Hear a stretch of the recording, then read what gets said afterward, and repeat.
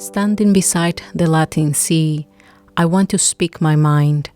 In these rocks, olive oil and wine is my antiquity. How did I get old? How? My time has almost come. And where is my song really from? Where am I heading now? Because coming to self-knowledge with its whens and what-ifs has taken me to the abyss, right to the very edge. And all this Latin clarity, what is the point of that when I'm looking down the mind's shaft, to be or not to be? I am Nefelibara, happy that I can understand the deepest secrets of the land and the wind and the sea. I and not I is a hard way.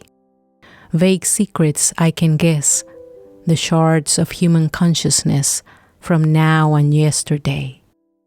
I saw the sun ready to die, lost in my desert dream, and the best I could do was scream. Then I began to cry. Welcome, dear listeners of Tres Cuentos, the bilingual podcast dedicated to Latin America's literary, historical, and traditional narratives. I am Carolina Quiroga Stoltz, and today we bring an old acquaintance to the show, the Nicaraguan writer Rubén Dario. The episode's opening is one of Rubén Dario's poems translated into English in the book Rubén Dario Selected Writings. Curiously, it's been 2 years since we published the first story from Rubén Dario, The Ruby. Before that, we have been publishing Myths and Legends. The story, along with The Beautiful Soul of Don Damian by Juan Bosch and Little Saint Anthony by Tomás Carrasquilla, were part of the first season dedicated to Latino America's literature. So I am very grateful to those 3 authors because their stories made the show visible to a wider audience. Now, that is not the only reason for bringing Rubén Dario again to the show. It just happens that the story we are presenting today, the case of Mademoiselle Amelie, is considered a fantasy story.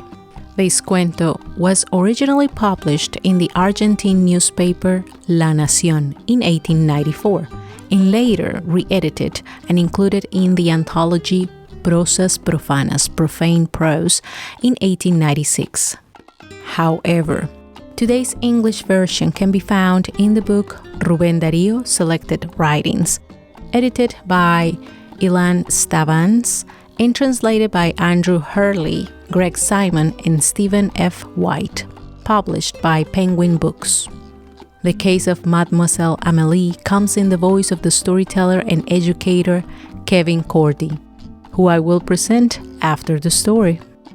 While visiting a longtime friend, an old doctor is prompted to tell a story to explain why he disagrees with the phrase, "if only time would stop." The man tells a story that defies all scientific knowledge, where a girl he met in his youth remains the same for decades. The story of a girl for whom time literally stopped.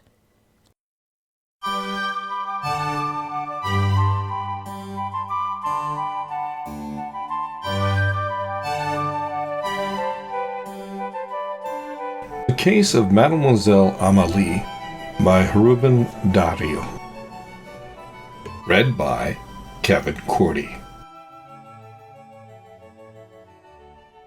A story for New Year's that Dr. Z is illustrious, eloquent, dashing, that his voice is deep and vibrant, his gestures hypnotic and mysterious, especially after the publication of his work, The Sculpture of Daydreams. These things you might be able to deny or accede to with certain reservations, but that his bald head is unique, remarkable, lovely, solemn, lyrical, if you like, oh, that you could never deny. I am certain, for how could one deny the light of the sun, the fragrance of roses, and the narcotic properties of certain verses? Very well, then, Last night, shortly after we saluted the midnight bells with a salvo of 12 champagne corks of the finest Rodier, in that lovely Rococo dining room belonging to the Symbratic Jew Lohensteiger, the bald pate of Dr. Z, hallowed with pride, raised in burnished ivory orb, whose mirror-like surface and seen to contain, by some caprice of the light, two sparks that form, I know not how, a shape very like the glowing horns of Moses. The doctor directed his grand gestures and wise words in my direction. From there had issued from my lips, almost always closed, some banal phrase. This one, for example, oh, if only time would stop. The look the doctor gave me and the sort of smile that adorned his mouth after hearing my exclamation, I confessed, would have unnerved anyone. Dear sir, he said, were I not totally disillusioned with youth, did I not know that all of you are beginning to live are already dead? That is, dead in the soul, without faith, without enthusiasm, without ideals, gray-haired on the inside, no more than mere masks of life. Yes, did I know that? Yet not see in you something more than a fin de siècle man. I would tell you that phrase you've just spoken, oh, if time would only stop, has found in me its most satisfactory response. Yes, I repeat, your skepticism prevents me from speaking as on another occasion I might. I believe, I answered in a firm, serene voice, in God and His Church. I believe in miracles, and I believe, too, in the supernatural. Well, that being the case, I'll tell you all something that will make you smile, and I hope my narrative will also make you think. Not counting Minna, our host's daughter, 4 of us had remained behind in the dining room. Roquet, the journalist, Perrault, the abbot just sent in by Hirsch, the good doctor, and I. In the distance we heard the gaiety of the salons, the usual words of the first hour of the new year. Happy New Year! Happy New Year!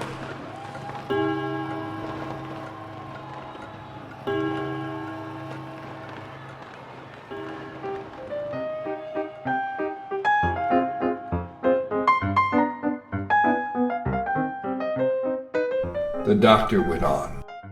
Who among men is so wise as to say this is so? Nothing is known for certainty. Ignoramus and ignoramus. Who among men understands the concept of time? Who knows precisely what space is? Science proceeds by fits and starts, groping in the darkness, poking along like a blind man, and it sometimes thinks it is conquered when it manages to glimpse some vague glimmer of the true light.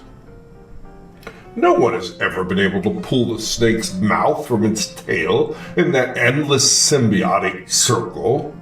From the thrice great Hermes to our own day, the human hand has been able to lift barely one corner of the mantle that covers the eternal Isis.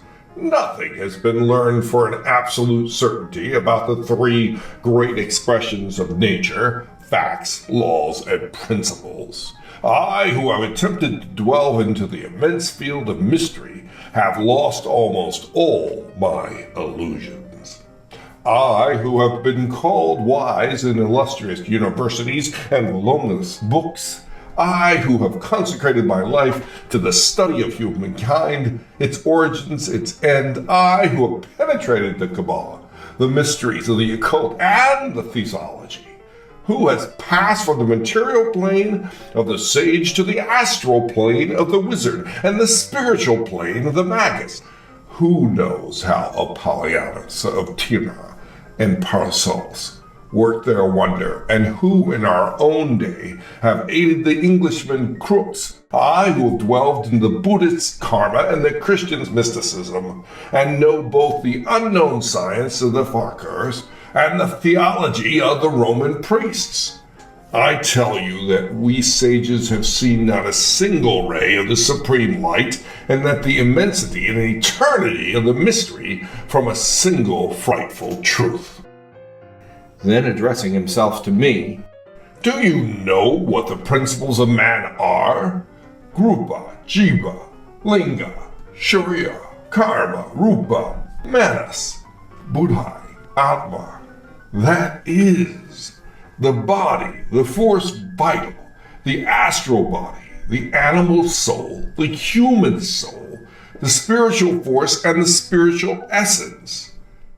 Seeing Mina put on an expression almost of desolation, I dared interrupt the doctor.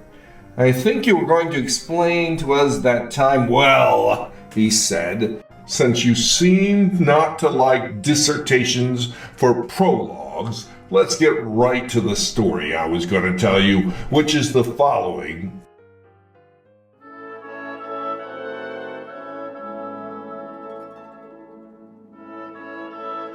23 years ago in Buenos Aires, I met the Reval family, whose founder, a delightful French gentleman, had held a consular post during the times of the dictator Rosas. Our houses adjoined one another. I was young and enthusiastic, and in terms of beauty, the three Mademoiselles Reval would have given the three Graces a good run for their money. There's no need to mention, I suppose, the very few sparks were needed to light the bonfire of love. Love, pronounced the obese sage, the thumb of his right hand hanging in the pocket of his waistcoat as his swift, fat fingers drummed on his potent abdomen.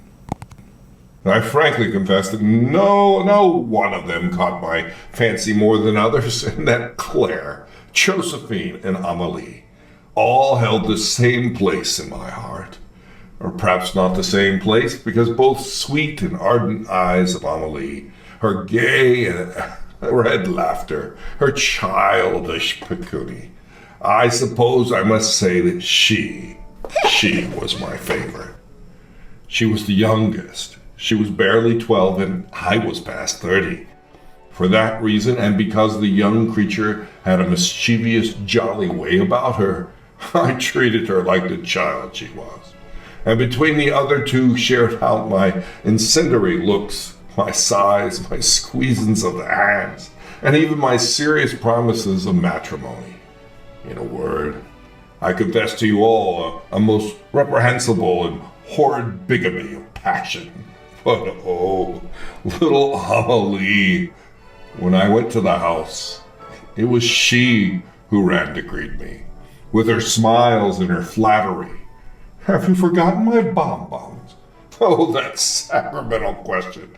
I would feel overcome with joy, and my somewhat stifling, polite greetings, and I would shower the girl with rich rose-flavored caramels and delicious chocolate drops, which she, open-mouthed, would savor with a loud patol, lingual, and dental music.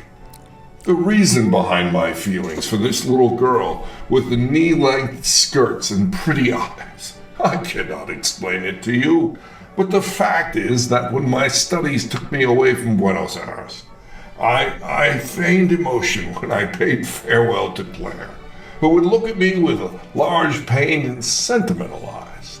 I gave a false squeeze to the hands of Josephine, who held between her teeth, as so as not to cry, a bathos handkerchief, and upon the forehead of Amelie I bestowed a kiss, the purest yet most ardent, the most chaste yet wanton of all I've given in my life.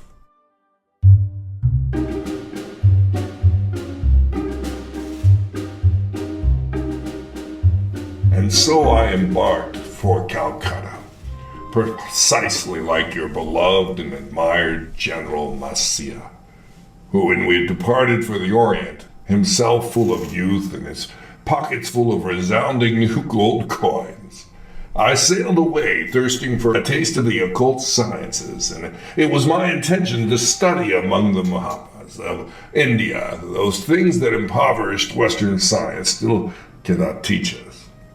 The epistolary friendship that I had kept up with Madame Blavatsky had opened many doors for me in the land of the Fakirs, and more than one guru, knowing my hunger for knowledge, put himself at my disposal, offering to guide me along the path to the sacred fountain of truth. And although my lips believed they would sate their thirst in the cool diamantin waters, there was in fact no quenching my bottomless thirst. I sought with great determination what my eyes yearned to contemplate: the Zoroastrian Carapas, the Persian Caliph, the Kavi Khan of Indian philosophy, the Paracelsian Artemis, Swedenborg's Lembas. I listened to the word of the Buddhist monks in the deep forest of Tibet. I studied the 10 Sephiroth of the Kabbalah, from that which symbolizes limitless space to that which, called Malkuth, contains the principle of life. I studied the spirit, air, water, fire, the heights, the depths, the Orient, the Occident, the North, and the South, and I almost came to understand and even know intimately Satan, Lucifer, Astro, Beelzebub, Asmodeus, Belphegor, Mabina, Lilith, Adramulch, and Baal, in my desperate eagerness for comprehension, in my insatiable desire for wisdom. Just when I believed I had achieved my ambitions, I would find signs of my weakness and manifestations of my poverty.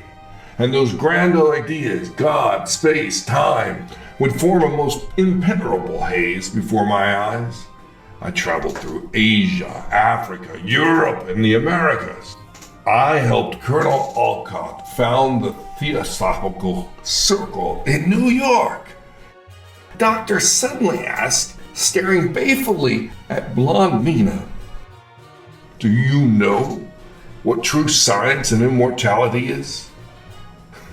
A pair of blue eyes or black ones?" And the end of the story, the young lady sweetly groaned.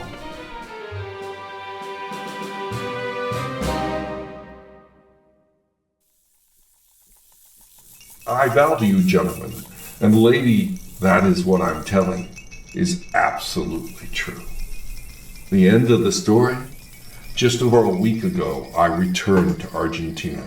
After 23 years of absence, I've grown fat, quite fat indeed, and bald as your kneecap. But in my heart, the flame of love, the vestal of the aging bachelor, still lives. And of course, the first thing I did was find out the whereabouts of the Raval family, the Raval girls. I was told the girls in the Amelie Raval case, and these words were accompanied with a special smile. I came to suspect that poor Amelie, the poor child, and I searched and searched until I found the house.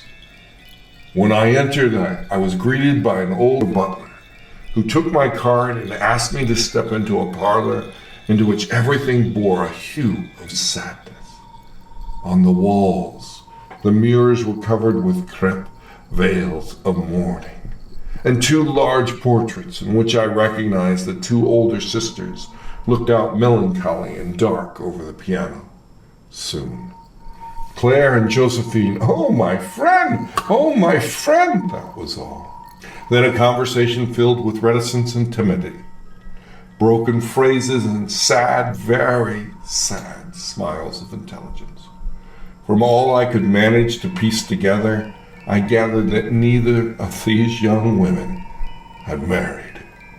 As for Amelie, I dared not ask.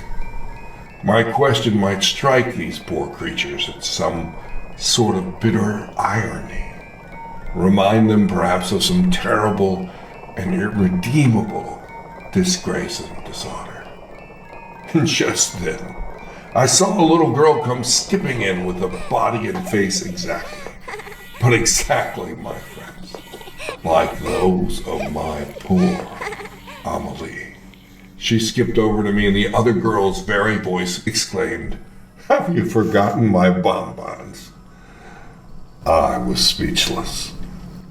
The two sisters looked at each other, stricken with a sudden pallor, and shook their heads disconsolately.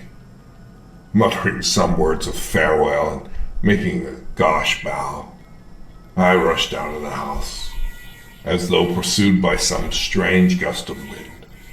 Since then I've learned everything. The girl that I believed at that moment to be the fruit of a guilty love affair is Amelie, the same young creature that I left 23 years ago. She'd remained a child. The course of her life had been halted. The clock of time had been stopped at a certain hour. Who can say out of what unknown God's inscrutable plan? Dr. Z was at the moment entirely bald.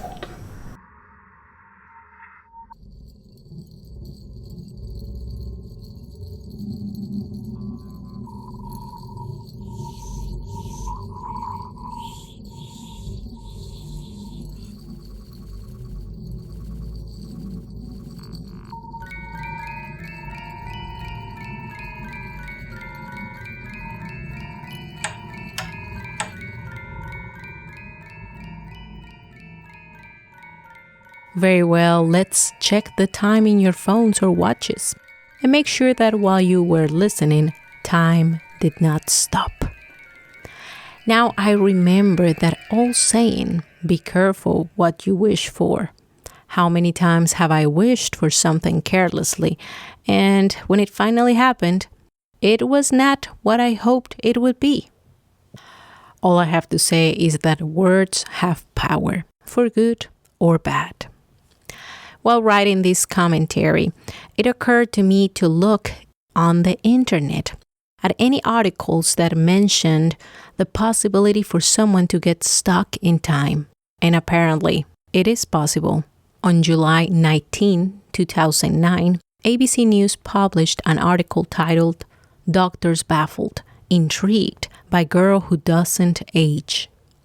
The article written by Bob Brown tells us, Brooke hasn't aged in the conventional sense. Dr. Richard Walker of the University of South Florida College of Medicine in Tampa says Brooke's body is not developing as a coordinated unit, but as independent parts that are out of sync. She has never been diagnosed with any known genetic syndrome or chromosomal abnormality that would help explain why. She still has baby teeth at 16, for instance, and her bone age is estimated to be more like 10 years old. Brooke weighs 16 pounds and is 30 inches tall. She doesn't speak, but she laughs when she's happy, and she clearly recognizes the people around her.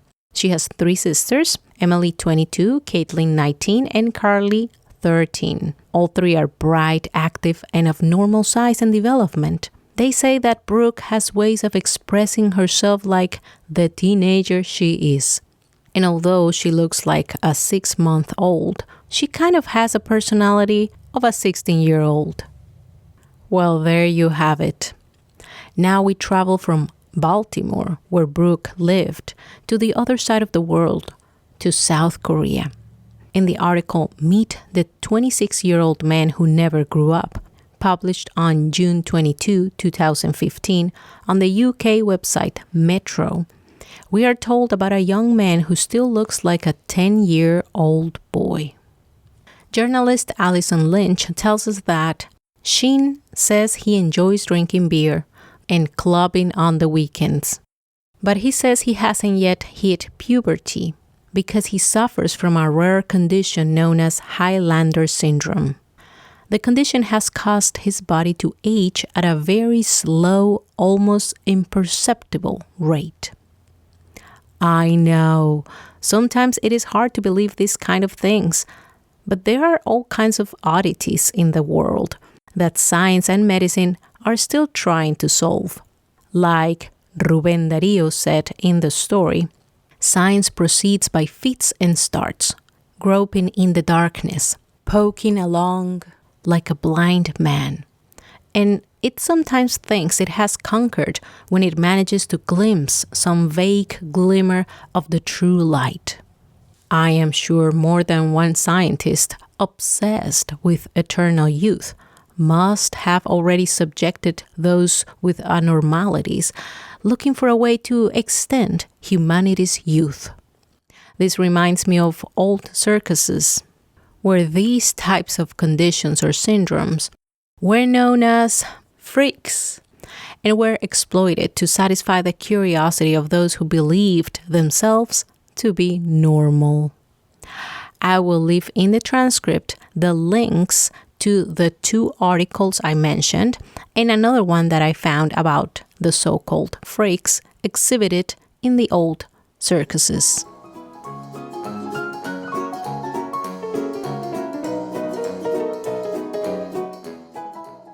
It's time to present today's voice, Kevin Cordy, who graciously read and adapted today's cuento. Kevin D. Cordy, PhD, is a professional storyteller who has traveled to over 40 states, England, Japan, Canada, Scotland, and Qatar, sharing the rich value of the storytelling and story-making process.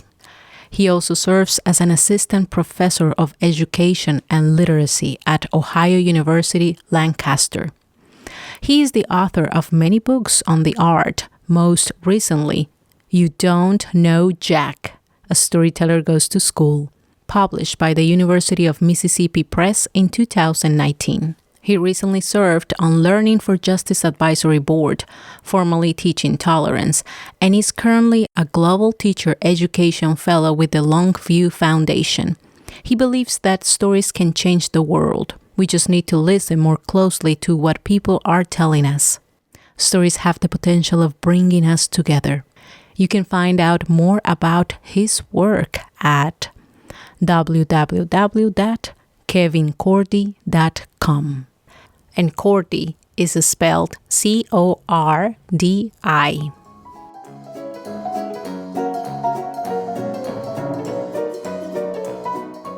All right, before I tell you more about what fantasy is, and of course, before talking a bit more about Rubén Dario's life, I want to remind you of a few things. First, if you have not done it yet, please subscribe to our newsletter through our website, trescuentos.com. Also, we sincerely appreciate your efforts in helping us grow by sharing the episodes with your friends or when you use them in your classes. In addition, I wanted you to know that I appeared in the podcast Afar, Travel Tales, where I told a very summarized version of my journey to the US. So I will be leaving the link to that episode in the transcripts. Finally, we are looking for volunteers and collaborators all the time. We need help with marketing, translations, reading aloud, etc. So if you got the time and feel like lending a hand, don't hesitate to get in touch with us at tres.cuentos.podcast@gmail.com.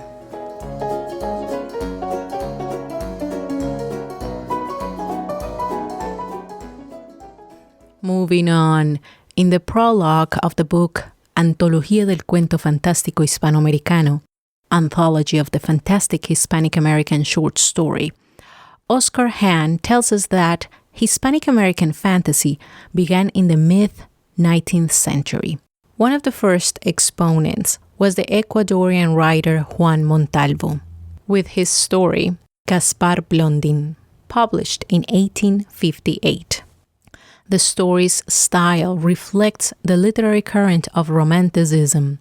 It describes a gloomy environment where the main character is linked to an underworld and demonic life with hints of eroticism. Hahn continues by saying that the deliberate search for what was fantastic or marvelous was propelled by the modernist writers and their followers in the late 19th and early 20th centuries. Finally, before anyone gets fantasy and magical realism confused, let me clarify that they are not the same.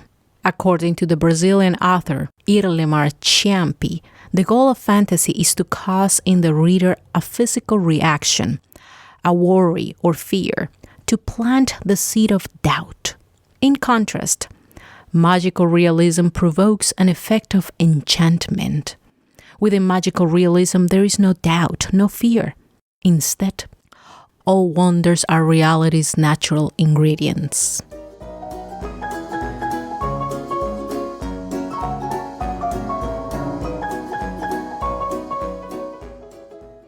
Very well, it is time to talk about the life of today's featured author. Félix Rubén García Sarmiento, better known as Rubén Darío, was considered the prince of Spanish literature for his significant impact, innovative style, and for being the leading Spanish-American promoter of the modernist current. The Nicaraguan author was born in January 8, 1867 in Metapa. At a very young age, Rubén Darío had superior language skills, and when his parents' marriage fell apart, young Rubén found refuge in literature.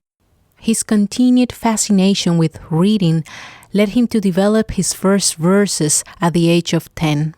These activities allowed him to overcome the absence of love between his parents, which led them to abandon their marriage of convenience.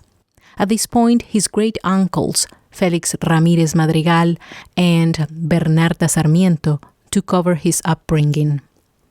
At the age of 14, he began publishing in several media, including the newspaper La Verdad de León, León's Truth. During this time, Félix Rubén started calling himself Rubén Darío, acknowledging the nickname by which his paternal family was known, Los Daríos. In 1882, the young Nicaraguan writer revealed his fascination with the bourgeois life. In a meeting with the president of El Salvador, Rafael Saldivar, with whom he crosses a couple of words, Rubén Darío assures him that he wants to achieve a good social position.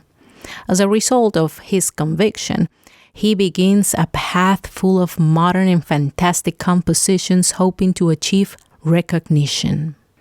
But it was not until 1888 that he managed to get closer to his dream, thanks to the prestige achieved with the publication of the book Azul, Blue.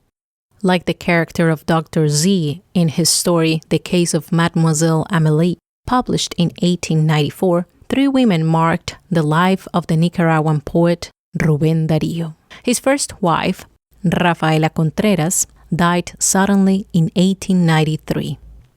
The second and most complex of his relationships was with Rosario Melina Murillo. She was a strong adolescent crush that marked him deeply due to her beauty, according to the poet's description. Several years later, he met her again, and as soon as he became a widower, Rosario and her brother forced him to marry her. This union was difficult from the start, and gradually the marriage turned into a nightmare that lasted for more than a decade. The third lady, and his most precious love, was Francisca Sanchez, a poor illiterate Spanish woman. In 1898, Darío was sent to Spain as a correspondent for the Argentine newspaper La Nación to report about the country after the war against the United States. That is where he met Francisca, who, as the poet himself said, would be the woman who gave him her sweetness, love, and respect until the end. The author traveled through Europe and Latin America and eventually died in 1916 in Nicaragua, leaving a remarkable legacy for the Hispanic literature. After his death, Francisca zealously guarded his literary legacy, stories, manuscripts, and letters of the poet in a blue trunk for more than 40 years. It was not until 1956 that Francisca donated the chest to the Spanish state. To conclude today's program, I want to share a very short poem from today's author, Rubén Darío, about living many lives.